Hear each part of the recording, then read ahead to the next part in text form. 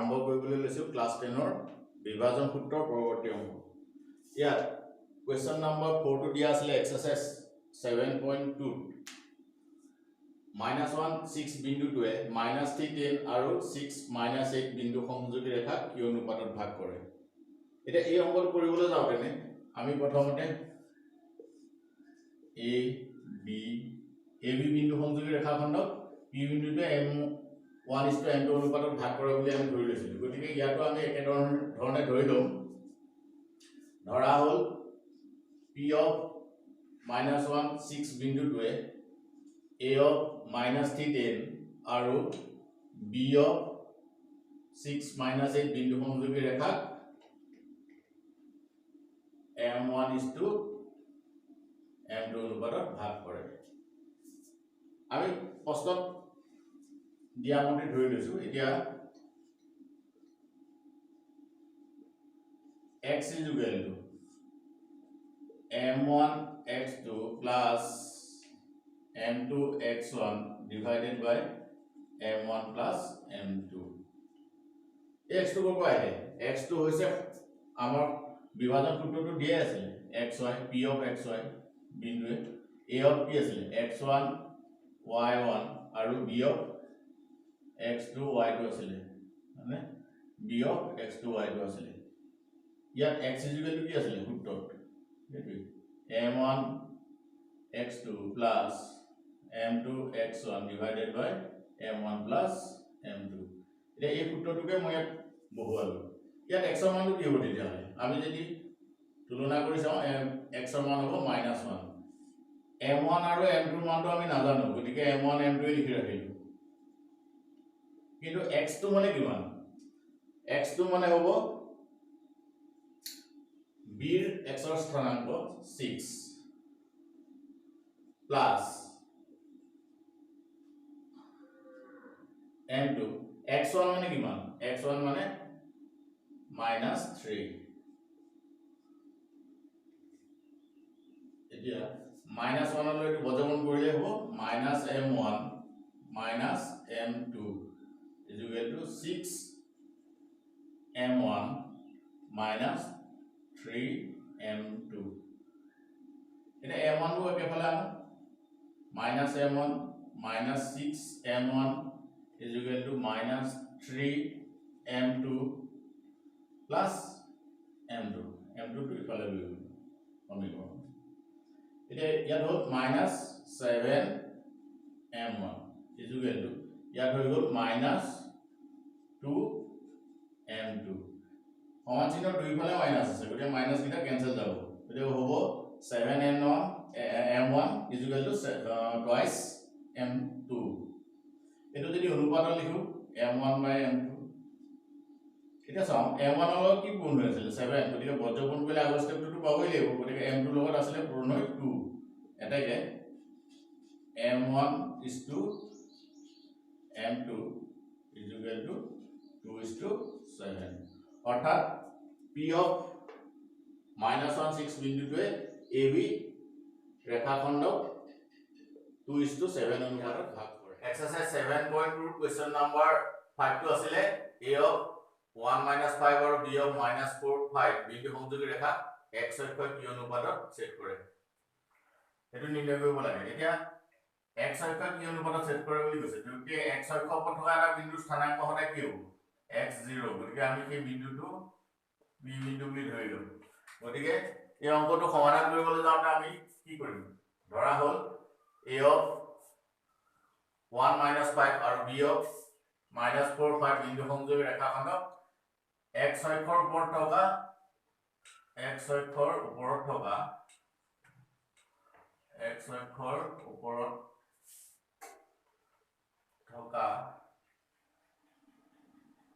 p of x0 বিন্দুৱে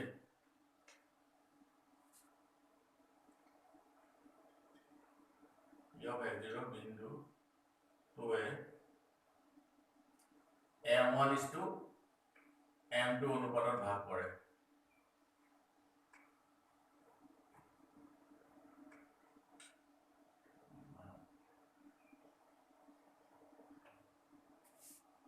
এতিয়া বিভাজন সূত্ৰ মতে আমি লিখিব পাৰো x is equal to m1 x2 plus m2 x1 divided by m1 plus m2. ইয়াত p বিন্দুটোৰ স্থানাংক আমাৰ দিয়া নাই, আমি ধৰিহে লৈছিলো, গতিকে x ৰ জেগাত x থাকিব আৰু m1 m2 ৰ মানটো আমি নাজানো, গতিকে সেইটো m1 m2 বহাই ৰাখিছো। এতিয়া x টোৰ মান কিমান? x টোৰ মানটো হ'ব তোমাৰ -4 প্লাস m2 x1 ৰ মান হ'ল 1। এটাকে এইটো আমি এটা সমীকৰণ দি ৰাখি থওঁ, -4m1 plus m2 divided by m1 plus m2, এইটো ইকুৱেশ্যন নম্বৰ 1। আকৌ বিভাজন সূত্ৰ মতে y মানটো আমাৰ কিমান হ'ব? y is equal to m1 plus m2 m1 y2 plus m2 y1। এতিয়া p বিন্দুটোৰ y স্থানাংক 0, গতিকে এইটো 0 বহাই দিব আৰু m1 m2 মানটো আমাৰ m1 m2 হৈ দিব। m1 y2 মানে b বিন্দুৰ y স্থানাংক 5 প্লাস m2 y1 মানে হ'ব a বিন্দুটোৰ y স্থানাংক -5।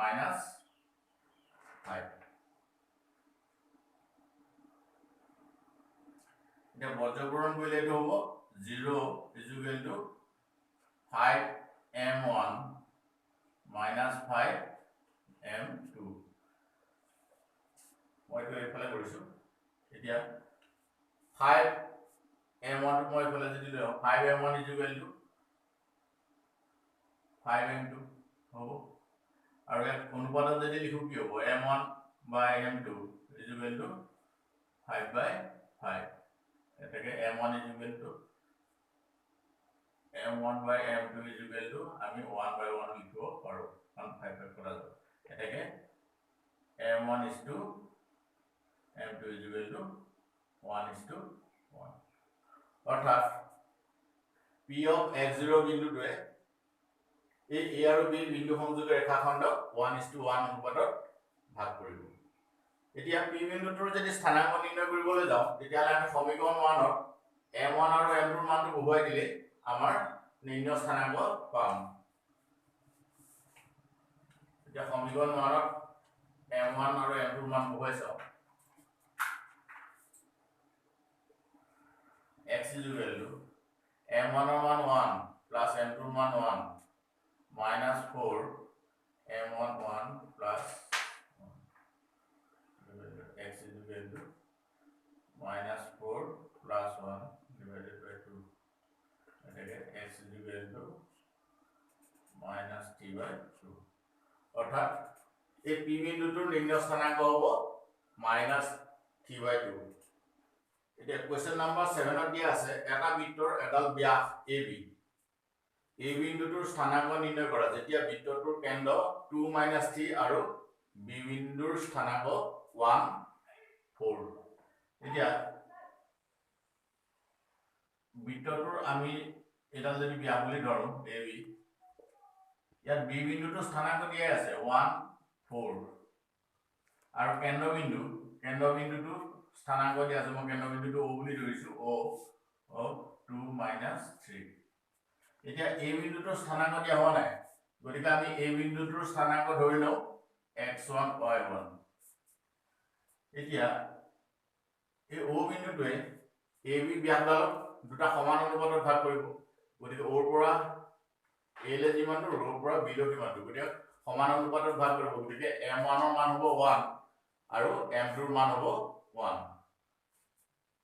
এটা আমি ধৰি লম, ধৰা হল a of x1 y1 আৰু b of 1 4 বিন্দু সংযোগী ৰেখাখণ্ড o of 2 - 3 বিন্দুটোৱে 1:1 অনুপাতত ভাগ কৰে। গতিকে x is equal to বিভাজন সূত্ৰ মতে m1 x2 plus m2 x1 divided by m1 plus m2। ইয়াত x ৰ মানটো কি হ'ব সো ইয়াত x ৰ মানটো হ'ব 2 যেহেতু m1 ৰ মান 1 আৰু m2 ৰ মান 1 গতিকে ইয়াত 1 1 হ'ব x2 মানে কিমান x2 মানে 1 প্লাস m2 মানে 1 আৰু x1 মানে x1 কাৰণ x1 ৰ মানটো আমি নাজানো 2 is equal to 2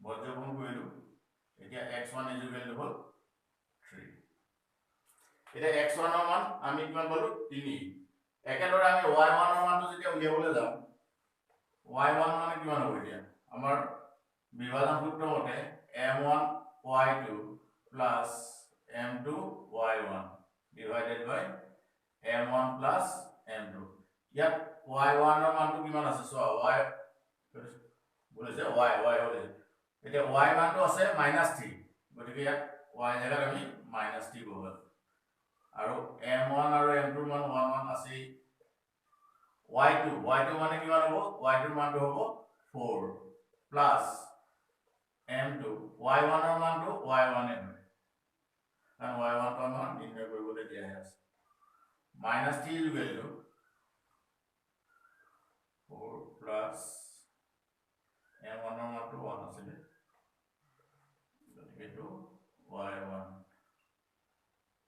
এইটো বৰ্জপন কৰিলে হ'ব 4 plus y1 is equal to -6 এটাকে y1 is equal to হ'ব -3 অৰ্থাৎ এই a বিন্দুটোৰ স্থানাঙ্ক হ'ব কাৰণ a বিন্দুটোৰ আমাৰ স্থানাঙ্ক আমি ধৰি লৈছিলো x1 আৰু y1 আৰু ইয়াত x1 ৰ মান ওলালে 3 আৰু y1 ৰ মান ওলালে -10 গতিকে a বিন্দুটোৰ নিৰ্ণয় স্থানাঙ্ক হ'ব 3 -10 এতিয়া কোৱেশ্চন নাম্বাৰ 8 যদি আমি চাও দিয়া আছিল a আৰু b বিন্দু দুটাৰ স্থানাঙ্ক a বিন্দুৰ স্থানাঙ্ক দিয়া আছে -2 আৰু b বিন্দুৰ স্থানাঙ্ক দিয়া আছে 2 -4 b বিন্দুটোৰ স্থানাঙ্ক নিৰ্ণয় কৰিবলৈ কৈছে আৰু কৈছে ab is equal to 3/7 ab আৰু b বিন্দুটো ab ৰেখাখণ্ডৰ ওপৰত আছে এতিয়া ab ৰেখাখণ্ডডালৰ ওপৰত b বিন্দুটো আছে বুলি কৈ দিছে a বিন্দুৰ স্থানাঙ্ক আৰু b বিন্দুৰ স্থানাঙ্ক দিয়া আছে এটা p2 মই ধৰি ললো এই জায়গাটোত আছে এতিয়া আমি লিখিম দিয়া আছে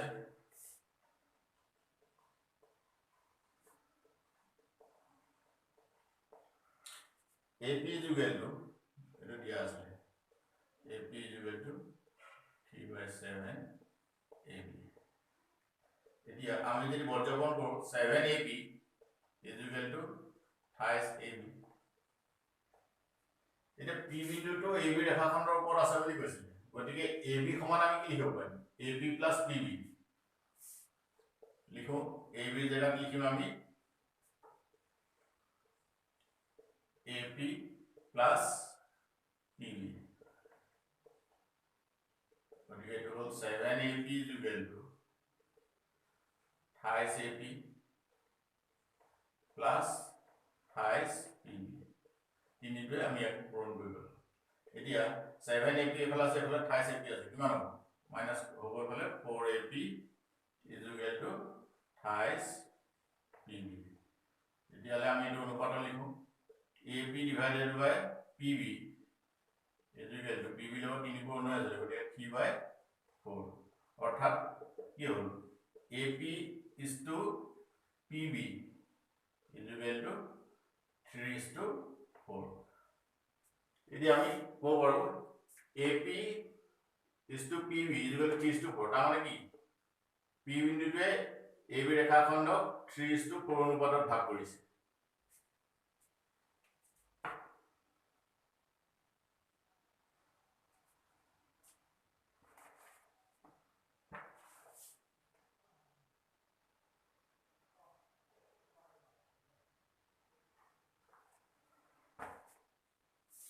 আকৌ আমাক P বিন্দুটোৰ স্থানাঙ্ক নিৰ্ণয় কৰিবলৈ কৈছে P বিন্দুটোৰ স্থানাঙ্কটো আমি নাজানো x y বুলি আমি ধৰি লৈছো P বিন্দুটোৰ স্থানাঙ্ক আৰু A বিন্দুটোৰ স্থানাঙ্ক আমাক দিয়া আছিল A বিন্দুটোৰ স্থানাঙ্ক কিমান দিয়া আছে -2 -2 আৰু বি বিন্দুৰ স্থানাংক দিয়া আছিল বি বিন্দুৰ স্থানাংক দিয়া আছিল 2 - 4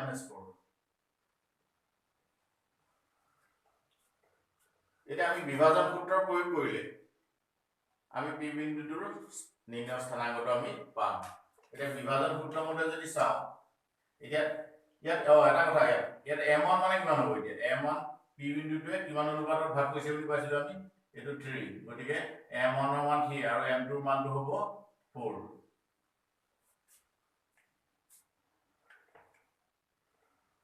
এতিয়া বিভাজন সূত্ৰ মতে x = মই সূত্ৰটো এবাৰ নিলিখোই কাৰণ m1 ৰ মান 3 গতিকে ডাইৰেক্ট 3 হয় m2 ৰ মান 4 আৰু ইয়াত হ'ব 3 ইনটু x2 মানে কিমান হ'ব x2 মানে 2 প্লাস m2 মানে 4 ইনটু x1 মানে হল -2 গতিকে আমি x ৰ মানটো নিৰ্ণয় কৰিম এতিয়া 7 6 x ৰ মান হল আমাৰ -2/7 আকৌ পি বিন্দুটোৰ y স্থানাংক নিৰ্ণয় কৰিবলৈ হলে বিভাজন সূত্ৰৰ মতে কি হ'ব সূত্ৰ নিলিখো ডাইৰেক্ট বহাই দিছো m1 ৰ মান 3 গতিকে 3 + 4 হলে তলত 3 ইনটু y2 মানে কিমান y2 মানে -4 প্লাস m2 মানে 4 আৰু y1 মানে -2